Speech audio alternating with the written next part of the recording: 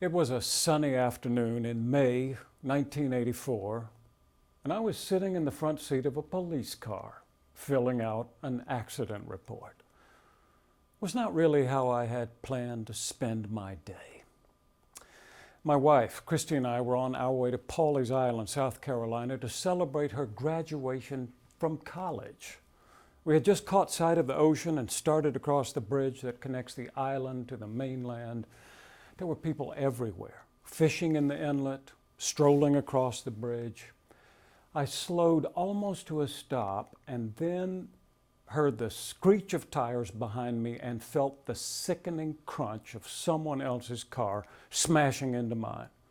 And then another crunch as another car smashed into that one, a 3-car pileup on the Pawleys Island Bridge. Christy and I were both okay, but when I stepped out of the car, I saw a skinny, red-haired woman walking toward me with her fist drawn back. She shouted out a few choice expletives and offered to punch me in the face. "It was your fault," she screamed. "This whole thing was your fault." And as coincidence would have it, the fellow who had smashed into her said the same thing. He sat in the back seat of the police car a few minutes later and made his case in a perfect low-country accent. "Officer Brunson, if that boy hadn't stopped his car right in the middle of the bridge, I wouldn't have run into this other lady, and she wouldn't have run into him. In other words, if he hadn't have been there, none of this would have happened in the first place." It kind of made sense, and I said so. Officer Brunson turned to me and said, "Are you saying it was your fault?" "No, of course not." But as I left the car a few minutes later holding a $25 fine for improper parking, I realized what I should have said. I should have said, if this fellow had run into the side of the bridge, would it have been the bridge's fault? I never think of those snappy answers when I need them. This other man, however, had convinced the police officer that it was my fault. And it serves as an illustration that we human beings are masters of justification. The word means literally to make things right, and when we make mistakes, do some damage, rear-end innocent tourist, we begin to employ this enormous capacity to absolve ourselves of any responsibility. We say, "It wasn't my fault. He should have been watching where he was going. It was an accident." By shifting the blame or manipulating the evidence, we make things right. We justify ourselves, and we are really, really good at it. We've been doing it from the very beginning.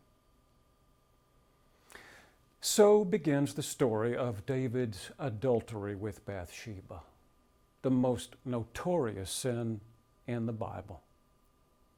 It was the spring of the year, the writer tells us, the time when kings go forth to battle. But King David stayed home in Jerusalem. This is how sin begins for most of us. We don't plan it. We don't scheme. We don't wake up in the morning thinking, "What a wonderful day for sin." It just happens. And it usually happens, point number one, when the circumstances are favorable, as they were for David. Surely he didn't send his troops off to war just so he could stay at home and succumb to temptation. If we are going to think the best of him, as the writer of 1 and 2 Samuel has taught us, we will assume that he had a very good reason to stay home. Maybe he was nursing an injury from a previous battle, a pulled calf muscle, a torn rotator cuff. Perhaps his personal physician had said, "David, I know how you love to mix it up on the battlefield, but this time you'd better stay home." And so, when all the other kings were going forth to war, David stayed home in Jerusalem. The circumstances were favorable for sin. It was under these circumstances that David took a walk on the roof of the palace, no doubt a part of his physical therapy. And there it happened, the writer tells us, that David saw from the roof a woman bathing, and the woman was very beautiful. Again, this is how it is for us. Even when the circumstances are favorable for sin, we don't usually arrange it. But in that setting, and this is point number 2, the opportunity may arise. And if it should, we will find that we are already vulnerable. David was bored and restless. He saw a beautiful woman bathing. He asked innocently enough, "Who is that?" Or maybe it wasn't so innocent. A recent article in the Christian Century explores the full range of sexual exploitation in the Bible, including David's exploitation of Bathsheba. Rape is not too strong a word for what happened in the king's private bedchambers that night. But that's not the way the author of 2 Samuel tells this story. As I said, he has taught us to think the best of David. And in his report, what happens appears to be almost an accident. Like the driver who glances up from his smartphone just in time to see himself collide with the car in front of him, David may have looked up later that evening to see Bathsheba, resplendent in her finest gown, her hair freshly coiffed, smelling of scented bath oils, coming toward him like something out of a dream. And like a character in a dream himself, David reached out to her, took her in his arms, and in his lust-drunken stupor, never heard the sickening sound of the collision. It was only when he woke up the next morning that he realized what a terrible accident had occurred. Without elaboration, the author of this story tells us that Bathsheba returned home. What happened after that was what happens after any accident. David worked hard to justify his actions, to make them right. And if anyone could do it, he could. He was a master of so many things. But we need to remember that this was no small sin. David had broken one of the 10 commandments, number 7 to be precise. But in his mind, the defense must have sounded something like this. Well, if it hadn't been for this injury, this never would have happened. If the doctor hadn't told me to stay home from the war, this could have been avoided. If that woman hadn't been out there bathing on the roof, and if she hadn't been so gosh darned beautiful, this whole thing might never have occurred. It wasn't my fault, really.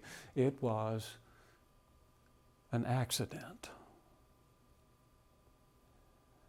But when Bathsheba sends word that one accident has led to another, that their one-night stand has resulted in her unwanted pregnancy, David has no choice but to try to cover his tracks. If you know this story at all, you know that David's attempts to hide his sin only make things worse. He invites Bathsheba's husband, Uriah, home from the war so he can spend some time with his wife, nudge, nudge, wink, wink, so that when she turns up pregnant, he will assume the child is his. When Uriah refuses on the grounds of solidarity with his fellow soldiers, David tries to break down his resolve with liquor, loosen him up in order to send him home to his wife. But again, Uriah stands his ground. In desperation, David sends him back to the battle with orders that he be placed on the front line. And it is shortly after that that word comes back, "Your servant, Uriah the Hittite, is dead." And David thinks that the matter is settled and eventually takes Bathsheba as his wife. It's sometime later that Nathan the prophet comes calling, telling David the story of 2 men, one who was very rich and the other who was equally poor. The rich man took the poor man's only lamb, one he loved like a daughter, slaughtered it, and served it to an overnight guest. "Now," said Nathan, "what do you think a man like that deserves?" David was livid. He said to Nathan, "The man who has done this thing deserves to die." Nathan almost apologetic, answered, "You are the man." And in that moment, the full force of David's sin slapped him in the face, shocked him into silence. His heart broke like an egg. It was in this moment, we are told, that the words of Psalm 51 began to gather in David's mind. Words like, "Have mercy on me, O God. Blot out my transgressions." Words like, "Against thee, thee only have I sinned and done that which is evil in thy sight," although Bathsheba might have disagreed. Words like, "Wash me thoroughly from my iniquity and cleanse me from my sin." In the conclusion of this psalm, David records what for him is a revelation, the truth that what God wants from us when we sin is not a number of good excuses, but genuine remorse, true repentance. The sacrifice acceptable to God, he says, is a broken spirit. A broken and contrite heart, O God, thou wilt not despise. Like David, we don't usually sin on purpose. More often, sin sneaks up on us when the conditions are favorable and when the opportunity arises. Before we know it, an accident has occurred which we try to conceal from God and others. It wasn't really my fault.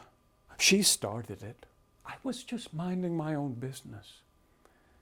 We shift the blame and manipulate the evidence in order to absolve ourselves of our sin, when the truth is that no one can absolve us but God alone. Once we have done everything in our power to make things right with the person we have wronged, we turn to the one who has the power to make us right. On a sunny afternoon in October 1988, Christy and I were rear-ended again, this time by a 16-year-old boy in a green Chevy Super Sport. But this time was different in other ways too. This time, 10-month-old Ellie was in her car seat behind us. We were sitting at a stoplight, waiting for a green light, when I heard the screech of tires, looked into the rearview mirror, and saw that car coming toward us much too fast. My first thought was for Ellie. I turned to face her, and at the moment of impact, I watched the rear window shatter onto her sweet head.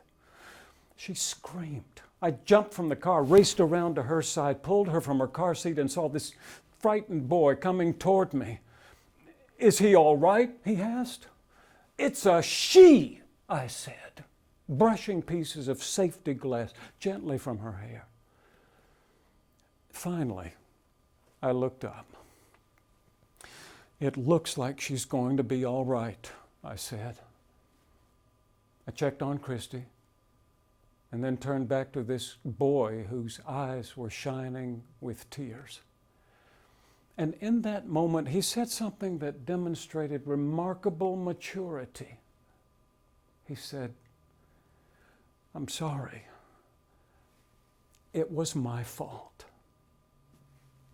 And I said, "It's okay."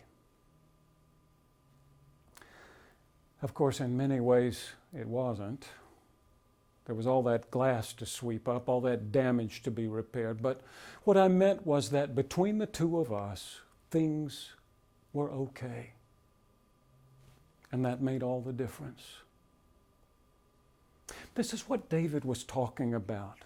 He was saying that when the accidents of sin occur, and after we have done everything in our power to make things right with the ones we have wronged, we can make things right between God and ourselves, not by offering excuses, not by shifting the blame, but by standing before Him like a 16-year-old boy and saying, with tears in our eyes, "I'm sorry. It was my fault."